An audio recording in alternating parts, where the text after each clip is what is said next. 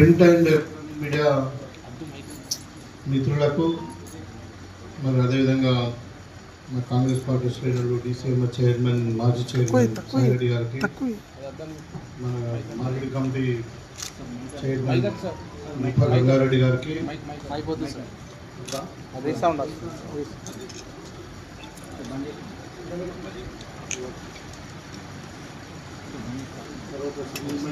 చైర్మన్లు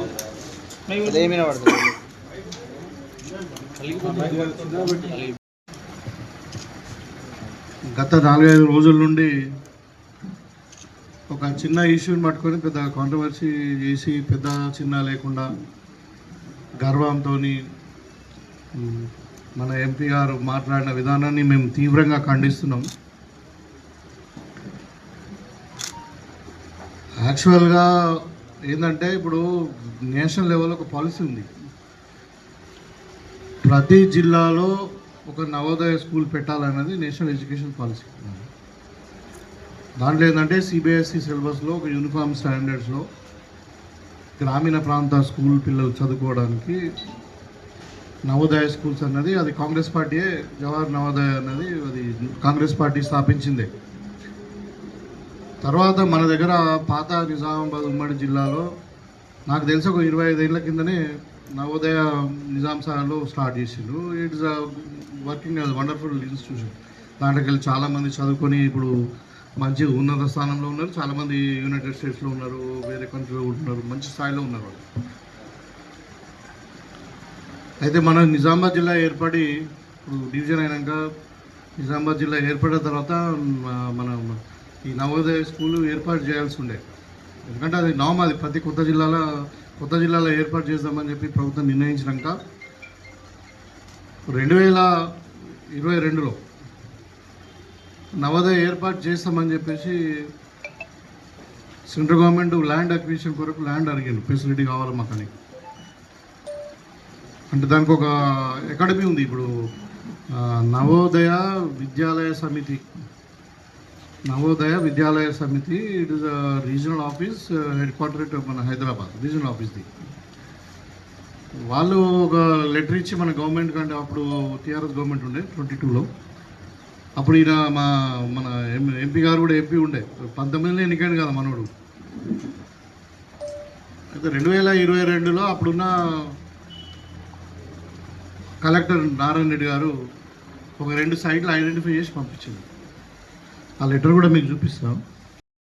దాంట్లో 2 సైట్లలో ఒకటి ఎన్సిఎఫ్ బోధంది, ఇంకొకటి దుబ్బాకల.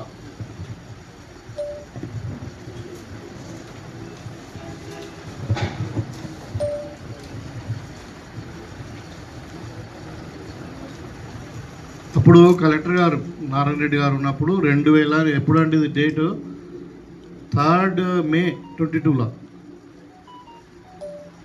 సర్వే నంబర్ 979, 59 ఎకరాలు టోటల్ ఉంటే 30 గుంటాస్ గవర్నమెంట్ ల్యాండ్ ఎక్కడ అది దర్పల్లిలో దుబ్బాకలో ఐడెంటిఫై చేసి, దర్పల్లి మండల్ మా కాన్స్టిట్యున్సీలో. తర్వాత బోధన్లో నర్సాపూర్ దగ్గర సేమ్ 690 సర్వే నంబర్లో 30 ఎకరాలు, అది ఎన్ఎస్ఎఫ్ ల్యాండ్ అంటే అప్పుడే ఐడెంటిఫై చేసిన తర్వాత మరి ఏమైందో ఎంపీ గారు పట్టించుకోలేదో ఏమో తెలియదు, కానీ నవోదయ అటే పోయింది. ఇవాళ మళ్ళా 24 డిసెంబర్లో నవోదయ అనౌన్స్ అయింది. అంటే ఎంత 3 ఏళ్ళు పట్టింది మళ్ళీ పోయిన నవోదయ రావడానికి. అయిన తర్వాత మాకు ఇంటిమేషన్ ఇచ్చాను కలెక్టర్ గారు, ల్యాండ్ ఐడెంటిఫై చేయమన్నారు 30 ఎకరాలని. మేమేం చేసినామంటే ఇప్పుడు ఆబ్వియస్గా నా కాన్స్టిట్యున్సీ కాబట్టి మేమేమన్నామంటే మరి జక్కరన్పల్లి మండల్లో పెట్టండి.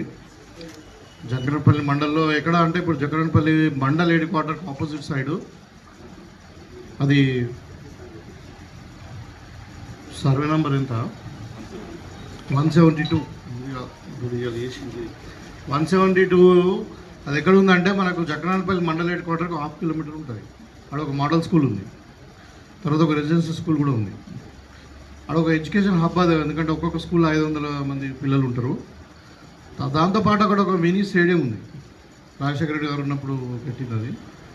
సో దానికి మంచి రోడ్ ఉంది, అది నారాయణపేట పోతుంది, అక్కడ ఆల్రెడీ బీటీ రోడ్ ఉంది.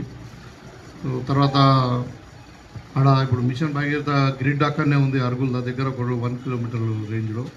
తర్వాత సబ్ స్టేషన్ ఉంది, అన్నీ ఉన్నాయి అక్కడ.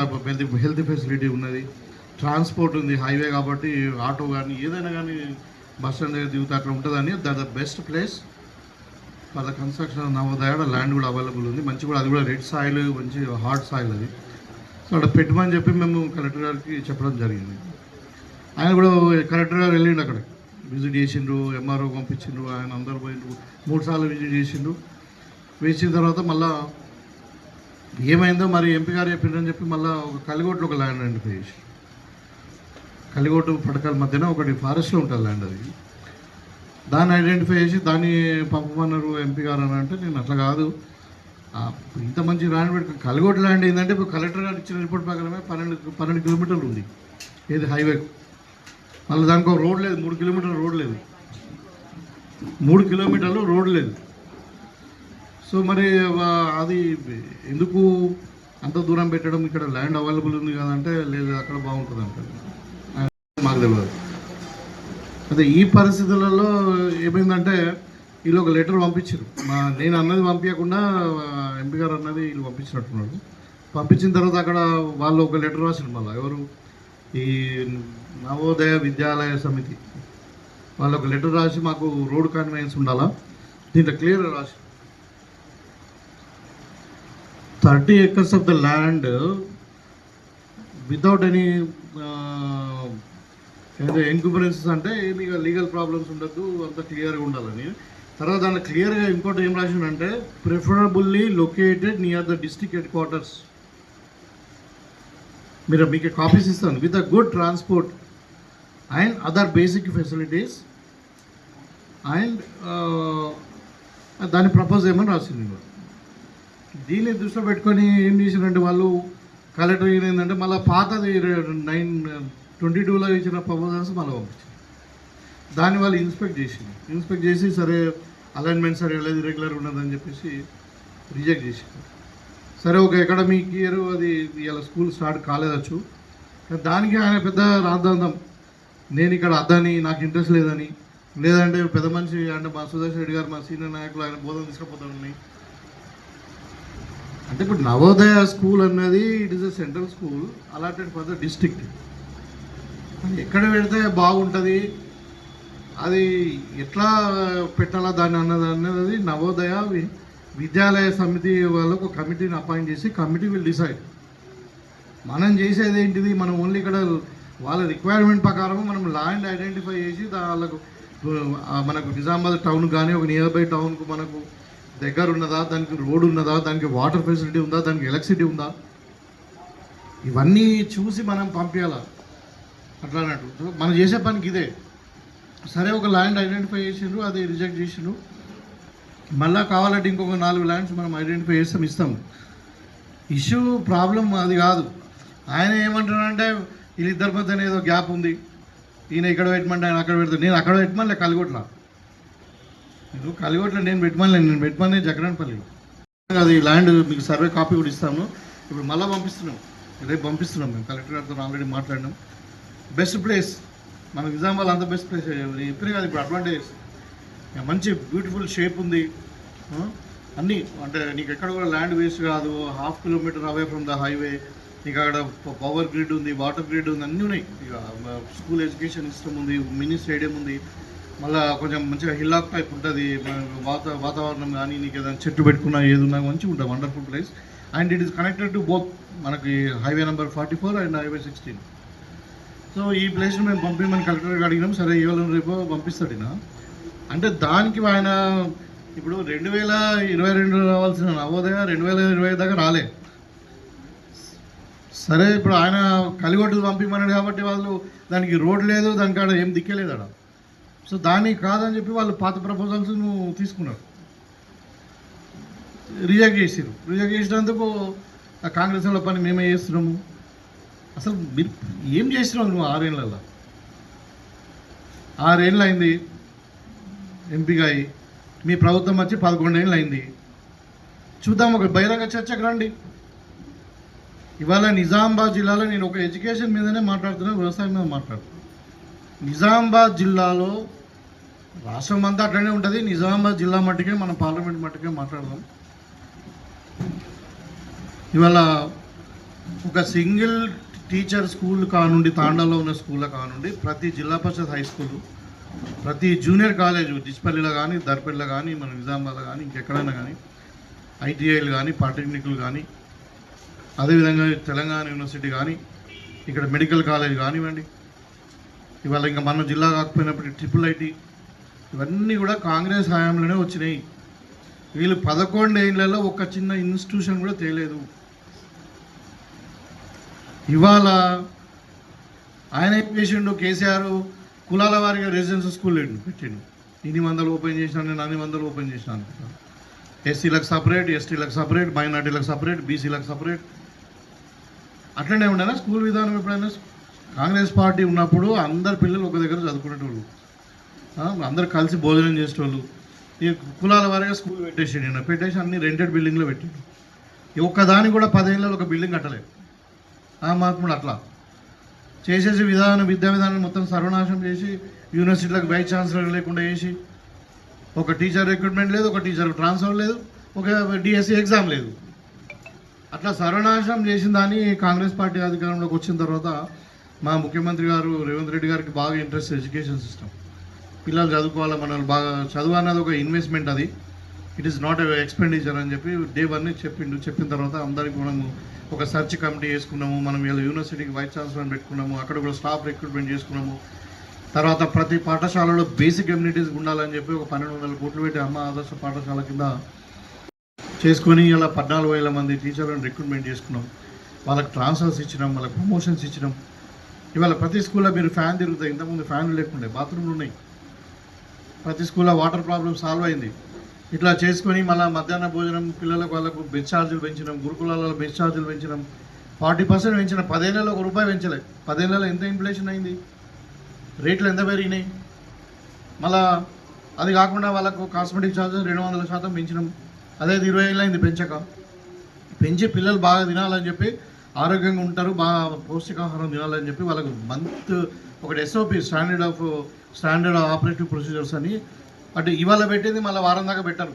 బ్రేక్ఫాస్ట్ కానివ్వండి, లంచ్ కానివ్వండి, డిన్నర్ కానివ్వండి, ఒక బుక్లెట్ ప్రింట్ చేసి ఆ బుక్లెట్ ప్రకారం మనం మెన్యూ తయారు చేసి, ఆ మెన్యూ ప్రకారము ఈవెన్ అవసరం ఉంటే వంటకాలు ఎవరైతే కుక్స్ ఉంటారో వాళ్ళకు కూడా ట్రైనింగ్ ఇచ్చి న్యూట్రిషన్ లాస్ రాకుండా ఎట్లా ఉండాలని ఒక సిస్టమేటిక్గా మనం పోతా ఉన్నాం.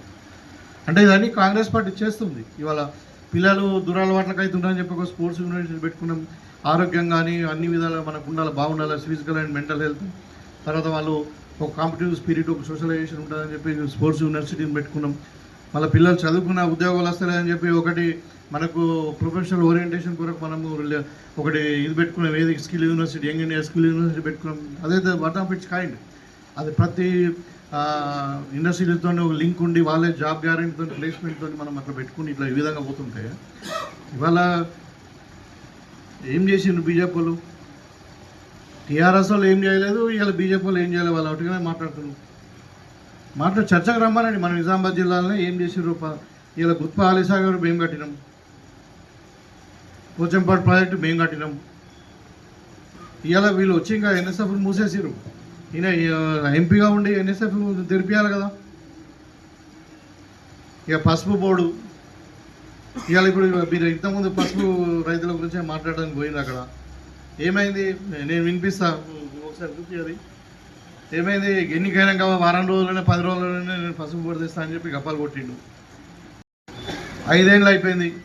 5 ఏళ్ళు అయినాక ఒక రోజు ఒక పేపర్ తీసుకొచ్చి స్పైస్ రీజనల్ బోర్డు మీద తెచ్చినాము.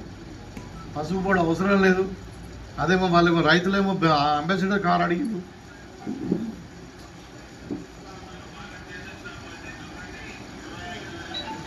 మైక్ పెట్టండి, దీని పెద్ద మైక్ పెట్టండి.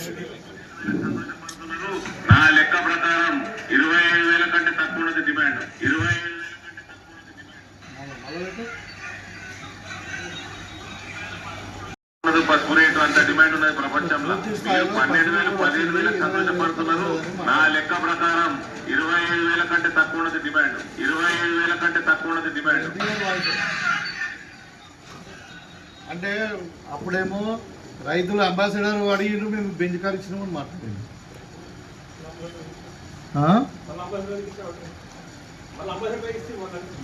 అదే అన్నారు కదా.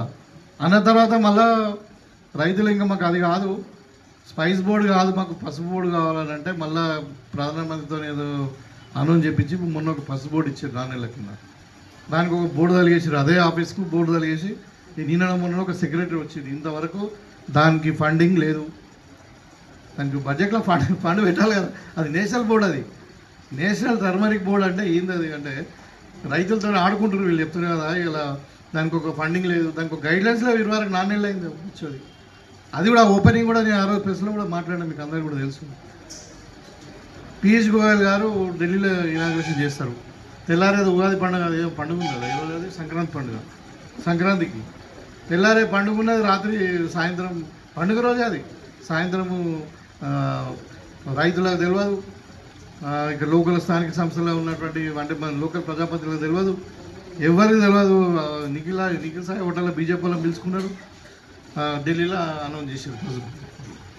అది అయిందా ఇట్లా. ఇప్పుడు ఇలా పసుపు రైతులు ఏం పరిస్థితి ఉన్నది? ఇలా 10,000 కూడా పసుపు అమ్ముడు పోతలేదు. ఆ రోజు ఏం ప్రామిస్ చేసిండు? పసుపు బోర్డు తెస్తాం, 25,000 తక్కువ మేము పసుపు అమ్మనీయమన్నారు. మద్దతు ధర కూడా ఇప్పిస్తామన్నారు, 15,000 మద్దతు ధర ఇప్పిస్తామని చెప్పారు కదా, చెప్పారు కదా. మరి ఇలా ఏమైంది అంటే పసుపు రైతులను నిన్న ముంచినవు, ఇక జిల్లాకైతే ఏం చేసిందే లేదు. ఇవాళ నేను చెప్తా ఉన్నా, టు ఐడెంటిఫై కాంగ్రెస్ పార్టీ హయాంలోనే అప్పుడు ఉన్నటువంటి మధుయాశ్రీ గౌడ్ గారు, అప్పుడు పిఎఫ్ కానీ ఏదైనా ఉన్నా కాంగ్రెస్ పార్టీ హయాంలోనే వచ్చింది. ఇక నిజామాబాద్ జిల్లాకు మనకు పిఎఫ్ ఆఫీస్ వచ్చింది, నిజామాబాద్ జిల్లాకు పాస్పోర్ట్ ఆఫీస్ వచ్చింది, మన నిజామాబాద్ జిల్లాకు ఈ రైల్వే ట్రాక్ అది బ్రాడ్గేజ్ అయింది. అంటే వీళ్ళు ఏం చేశారు? అన్నీ కూడా కాంగ్రెస్ టైంలోనే కదా. నువ్వు 6 ఏళ్ళైంది ఎంపీగా ఉండి, 10 ఏళ్ళైంది మీ బీజేపీ గవర్నమెంట్ వచ్చి, ఏం చేసినారో చెప్పరు అంటే చెప్పరు.